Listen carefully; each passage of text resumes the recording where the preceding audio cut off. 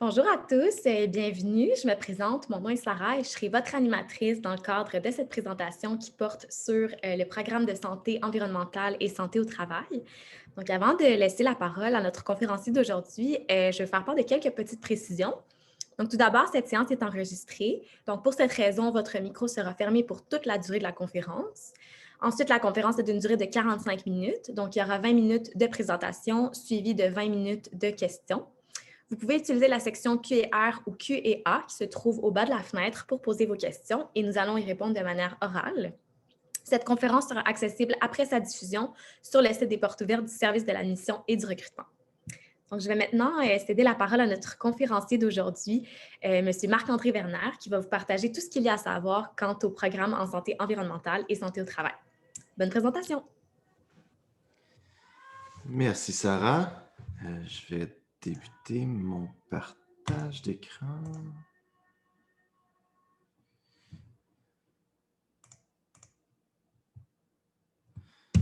Donc, bonjour à tous. Merci de vous joindre à nous pour cette présentation. J'imagine que si vous êtes inscrit et présent aujourd'hui, c'est parce que les thèmes de la pollution, des changements climatiques et des pathogènes vous intéressent. Ça tombe bien, c'est exactement le type de problématique auquel on s'attaque au département de santé environnementale, santé au travail. Bon, je pense que maintenant, c'est plus un secret pour personne que l'environnement, au sens général, au sens large, plusieurs effets sur notre santé, soit positifs ou négatifs. Quand on parle de contamination, de changement climatique, c'est plus souvent négatif. J'imagine que vous avez vu passer dans les médias des problématiques comme le plomb dans l'eau des écoles, des maisons, les pesticides. On a ici en bas à gauche l'effet de la fracturation hydraulique pour extraire le gaz de schiste. On a les changements climatiques. Bon, il faudrait vraiment s'être fermé les yeux et les oreilles pendant 10 mois pour ne pas avoir entendu parler de la COVID. Donc, la COVID aussi, ce sont toutes des expositions qui peuvent affecter notre santé. Et ce sont toutes des choses auxquelles on s'intéresse en santé environnementale et santé au travail. Au département, on a 3 paliers d'études de deuxième cycle et aujourd'hui, je me concentre sur les études de deuxième cycle au département. Donc, on a un micro-programme qui consiste en 15 crédits de cours, soit 5 cours de 3 crédits. On a aussi les DESS, on a 4 différents DESS qui sont formés de 30 crédits, soit 10 cours de 3 crédits. Et on a la maîtrise de 45 crédits qui va prendre un certain nombre de crédits de cours et un certain nombre de crédits de stage, travail dirigé ou de recherche. Et je les présente un petit peu un imbriqué dans l'autre, c'est parce qu'ils le sont vraiment. Donc, on a beaucoup d'étudiants qui vont commencer avec le microprogramme, passer au DSS et passer du DSS à la maîtrise. Par exemple, quelqu'un qui fait un DSS de 30 crédits et qui voudrait faire la maîtrise par la suite, il lui resterait seulement à faire un travail dirigé ou un stage. Donc, on a beaucoup de gens qui font ce passage-là. On a différents DESS, 4 différents DESS qui représentent un peu les options de la maîtrise. Donc, comme je dis, c'est vraiment une continuité d'un à l'autre. Donc, on a le DESS en hygiène du travail qui peut se transformer en maîtrise, option hygiène du travail. On a un DSS en toxicologie et analyse du risque où on va choisir un cheminement, soit toxicologie ou analyse du risque, et ça se transforme en option toxicologie ou analyse du risque à la maîtrise si on le souhaite. On a environnement, santé et gestion des catastrophes et on a santé environnementale mondiale. Donc, je ne vais pas passer beaucoup de temps sur les microprogrammes et les DSS, étant donné que vraiment, ils sont tous imbriqués dans la maîtrise. Donc, l'information que vous allez voir s'applique aussi un peu aux autres programmes. Donc, on a 3 cheminements principaux à la maîtrise, soit le cheminement travail dirigé, le cheminement avec stage ou le cheminement avec mémoire. La plupart de nos étudiants font une maîtrise qu'on appelle professionnelle avec stage. Donc, on va faire 30 crédits de cours ou 33 crédits de cours quand on est dans l'option hygiène du travail. Et ça va être suivi d'un stage de 1 à 2 trimestres dans une entreprise ou un organisme. Donc, quelqu'un qui le fait à temps plein peut faire sa maîtrise en 4 trimestres, soit 2 trimestres à temps plein de cours, 5 cours par session, ce qui complète l'ensemble des crédits de cours. Et ensuite, 2 trimestres où il y a le stage et la partie de rédaction et présentation du séminaire de fin de stage. Tous nos étudiants qui sont inscrits à la maîtrise avec stage peuvent bénéficier de l'aide de Nolwenn Noiselle, qui est notre coordonnatrice des stages, qui est très bien connectée avec les différents milieux de stage et qui vous appuie, dans le fond, dans toutes vos démarches, incluant le CV, comment on approche les entreprises et les organismes. Au niveau du travail dirigé, on a vraiment la même structure que pour le stage. C'est juste qu'au lieu d'aller en milieu pratique pour faire le petit travail de recherche, le petit projet, ça va se faire plutôt dans l'équipe d'un professeur du département. Donc, c'est le même concept, c'est généralement 4 trimestres. Ça peut s'étirer sur plus longtemps quand on n'est pas à temps plein. Mais c'est ça, ça culmine avec un travail de recherche dans l'équipe d'un professeur et avec une présentation et un rapport à la fin. Donc ça, c'est si par exemple quelqu'un s'inscrivait pour l'automne 2021, on pourrait avoir un trimestre à temps plein à l'automne 21, un trimestre à temps plein à l'hiver 22, le stage ou le travail dirigé qui commence à l'été 2022 et possiblement un dépôt de rapport avant la fin 2022. Donc, ça compléterait la maîtrise en 1 an et 1 trimestre, ce qui est relativement rapide. Donc, si vous voulez voir un peu de quoi a l'air le cheminement de cours pour les différentes options, différentes ESS, vous pouvez aller sur le site de l'ESPUM, la partie sur le département de santé environnementale, santé au travail, et vous avez accès au cheminement. Donc, ici, j'en ai pris un, par exemple, soit toxicologie générale, où on voit un profil à temps plein de quoi ça aurait de l'air. Donc, on aurait 5 cours à l'automne, suivi de 4 et idéalement 5 cours si on veut être à temps plein et compléter tous les cours en 2 trimestres à l'hiver. Et par la suite, à l'été, le stage pourrait commencer.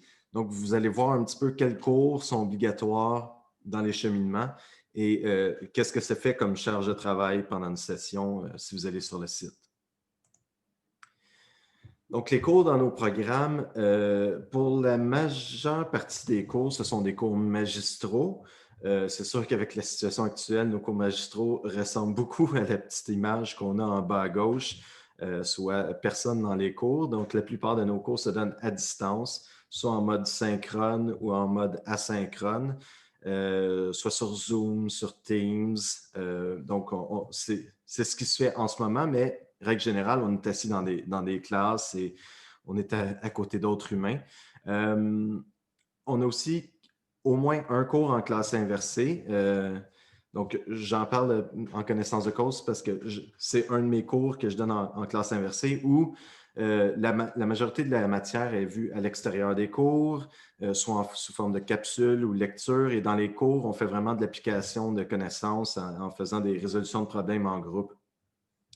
Et aussi, ça, c'est surtout dans l'option hygiène ou dans le DSS hygiène, où on a des laboratoires. Donc, on va vraiment dans le laboratoire, on utilise des instruments de mesure de l'exposition. On peut aussi aller en milieu pratique. Donc, à chaque année, Maximilien, qui est responsable du laboratoire, amène ses étudiants dans une usine ou dans un milieu de travail pour aller mesurer l'exposition des travailleurs. Et il y a aussi des cours en ligne qui le sont même en temps de non-pandémie, dont le cours de base en santé publique au 2e cycle, principes et enjeux de la santé publique. Donc, j'ai parlé de maîtrise avec travail dirigé et stage, qui sont nos maîtrises professionnelles. On a aussi la maîtrise recherche, qui est la maîtrise qui se termine avec un mémoire. Donc, on voit que la charge de cours est limitée. On a 15 crédits de cours plutôt que 30. Et on passe la majeure partie de son temps à travailler sur un projet de recherche dans l'équipe d'un professeur du département. C'est des maîtrises qui sont un peu plus longues, mais qui vraiment permettent de pousser un projet jusqu'au bout. Et souvent, ça va même donner lieu à une publication dans des revues scientifiques. Donc, les maîtrises de recherche se font au sein d'équipes de professeurs du département. Ici, je liste les 8 professeurs.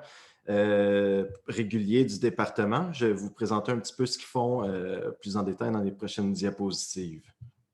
C'est aussi les personnes que vous allez croiser comme professeurs dans vos cours, soit magistraux ou laboratoires. Donc, on a Michèle Bouchard, qui est la directrice du département de santé environnementale et santé au travail. Elle est aussi responsable du DSS et de l'option de la maîtrise en toxicologie et analyse du risque. Et elle travaille sur une panoplie de projets.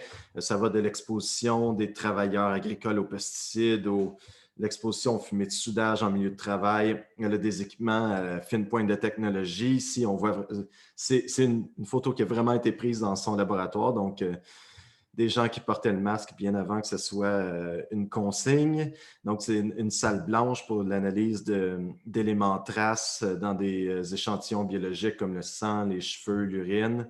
Donc, c'est des travaux très intéressants.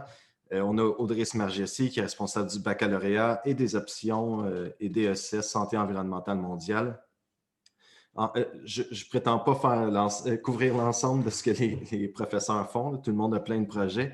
Mais Audrey s'intéresse à plein d'expositions au bruit, à la pollution environnementale, s'intéresse aussi au changement climatique, aussi comment le transport actif, faire des scénarios, comment si on faisait plus de transport actif, qu'est-ce que ça voudrait dire en termes d'exposition aux contaminants, en termes d'accidents et ainsi de suite.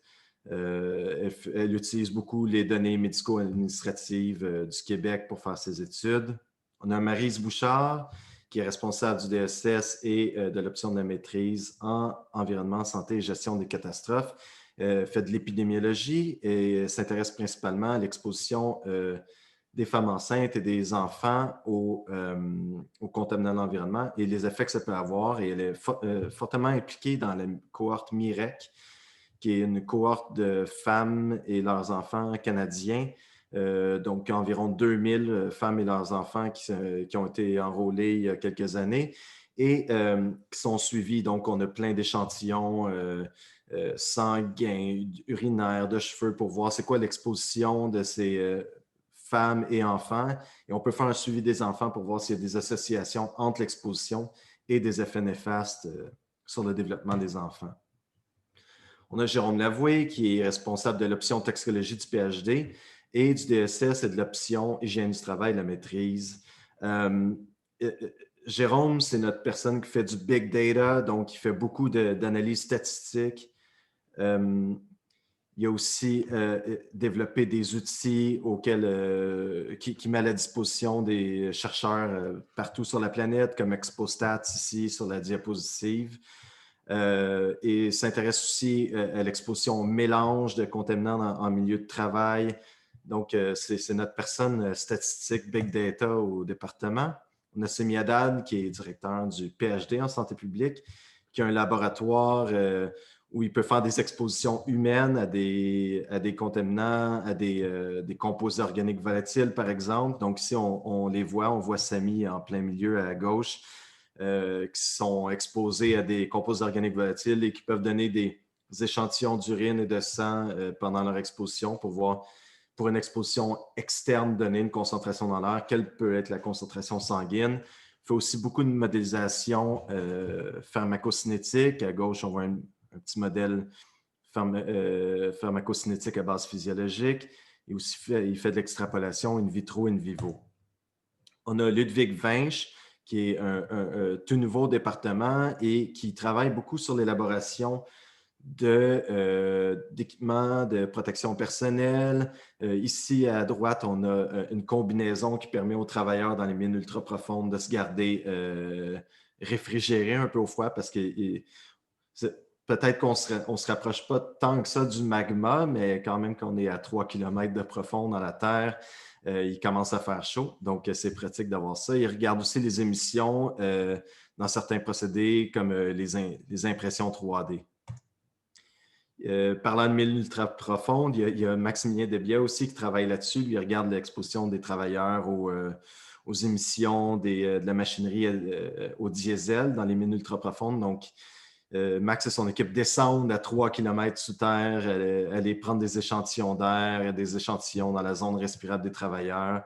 Il y a aussi plein d'autres projets, dont des projets où ils regardent l'exposition des sous-produits de la chlorination de l'eau dans les piscines publiques.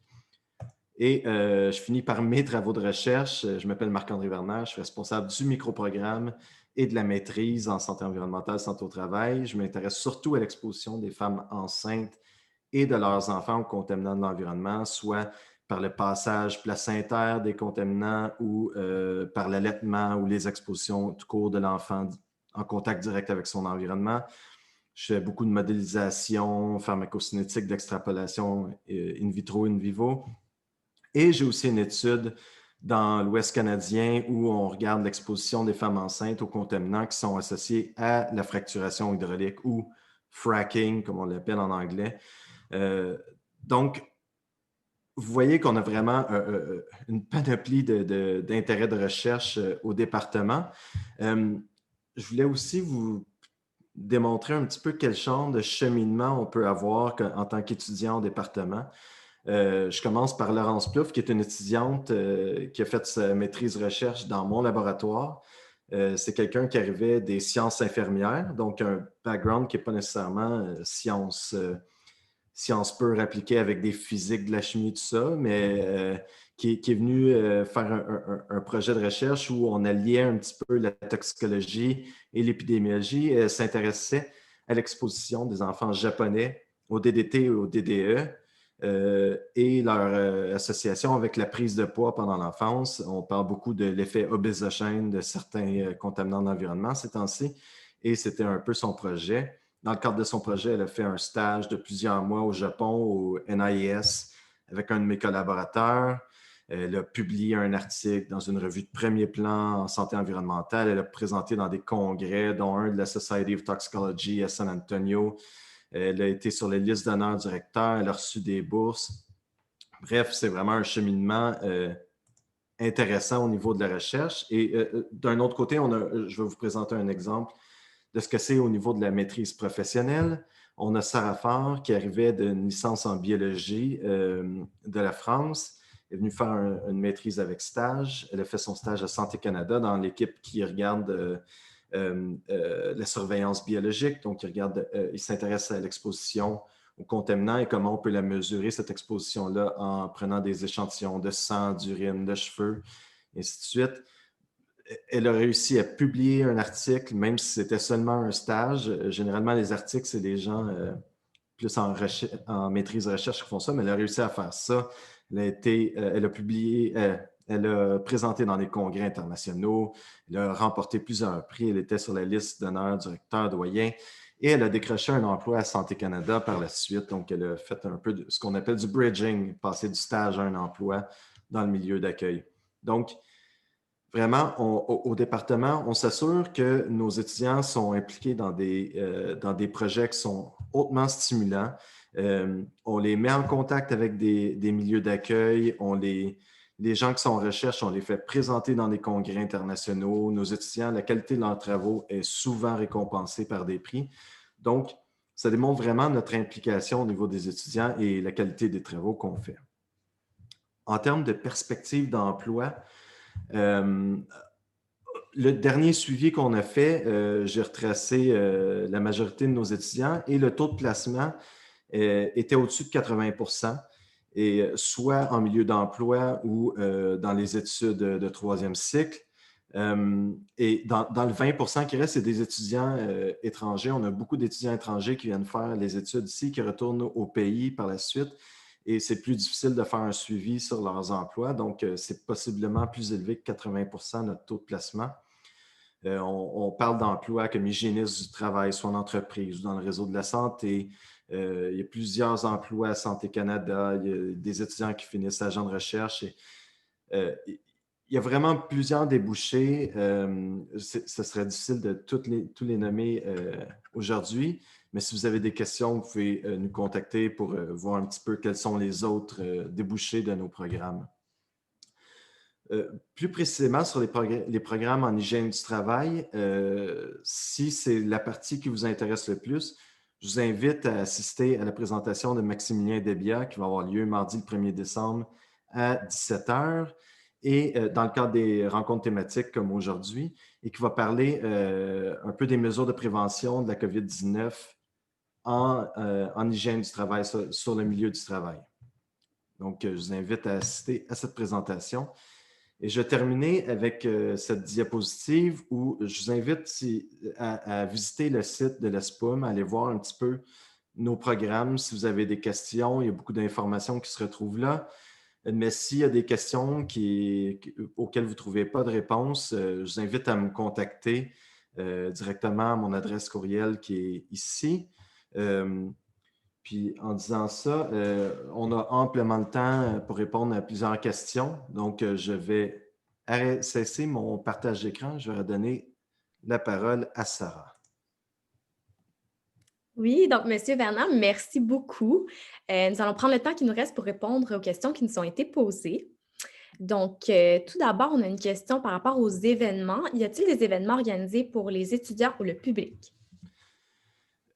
Oui, il y a des événements comme j'ai parlé de tous nos types de maîtrise, soit avec stage, avec travail dirigé ou recherche, se terminent avec une présentation, un séminaire les jeudis midi. Donc, avec notre grand nombre d'étudiants, il y a des présentations, peut-être pas tous les jeudis, mais très souvent. Ça, c'est une occasion vraiment de voir un petit peu ce qui se fait. Au niveau de la recherche, tous les professeurs sont associés à des centres de recherche et plusieurs des centres de recherche organisent aussi des séminaires. Donc, par exemple, moi, je suis associé au Centre de recherche en santé publique, le CRESP, qui offre des séminaires, des webinaires, des grandes conférences et tout ça. Les étudiants ont accès à ça. Donc, il y a quand même beaucoup d'événements comme ça.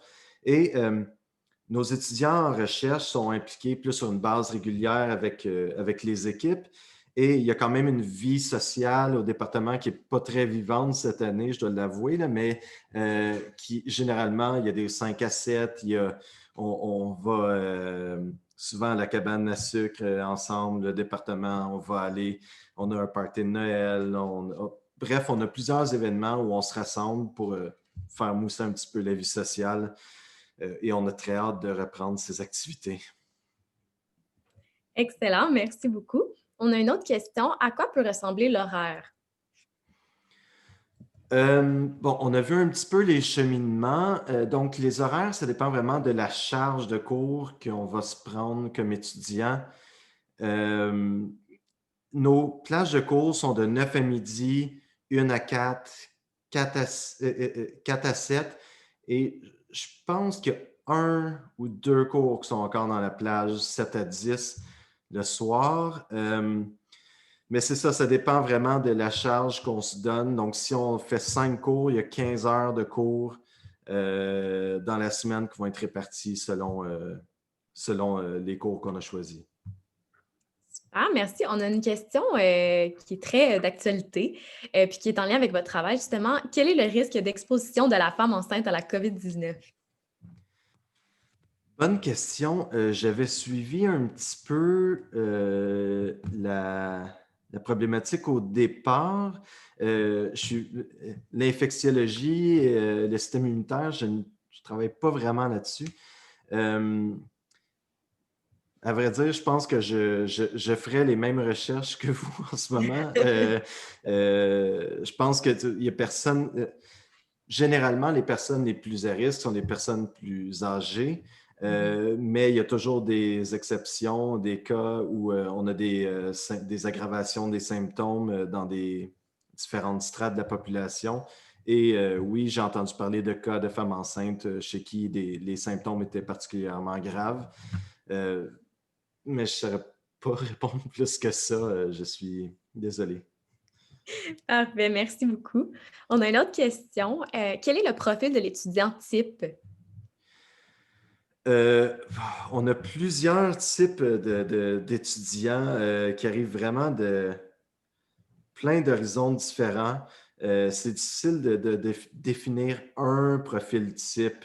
Euh, les, C'est sûr qu'on a des critères d'admission qui diffèrent selon le DSS ou selon l'option. Par exemple, en toxicologie ou en hygiène, on va demander beaucoup plus de bases en sciences pures, comme la chimie, la physique, la biologie. Donc, on va avoir des étudiants qui proviennent plus de ces milieux de formation-là. Environnement, santé, gestion des catastrophes et santé environnementale mondiale. Des fois, on va avoir des gens qui arrivent de formation en droit ou de formation en géographie. Bref, c'est très variable.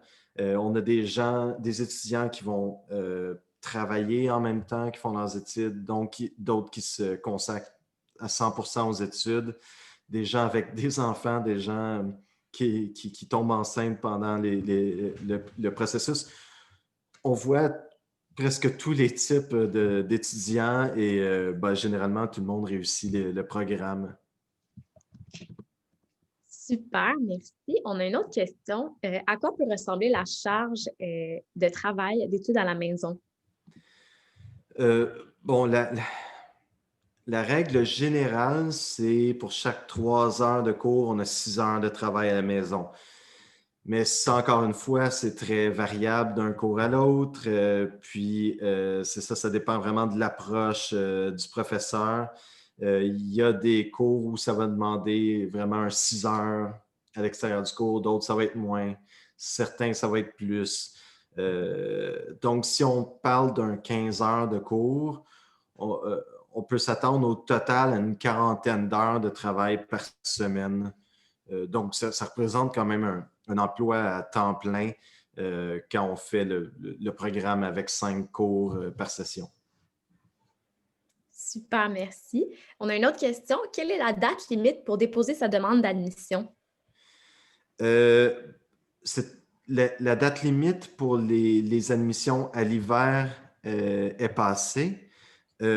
Pour les demandes de l'automne prochain, je ne l'ai pas en ce moment, mais c'est pendant l'été, là, donc il reste quand même beaucoup de temps. C'est sûr que la période de demande d'admission typique est au mois de février, mars, avril, mais on accepte généralement les demandes d'admission jusque dans l'été pour l'automne. Excellent, merci beaucoup. On a le temps de répondre à une dernière petite question. Quel est le délai pour avoir une réponse suite au dépôt d'une demande d'admission? Euh, Au niveau du département, les demandes d'admission sont traitées très rapidement. Dès que la technicienne reçoit les dossiers et qu'ils sont complets, on les traite.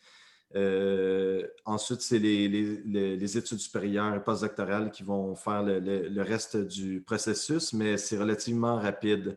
Donc, c'est quelques semaines tout au plus.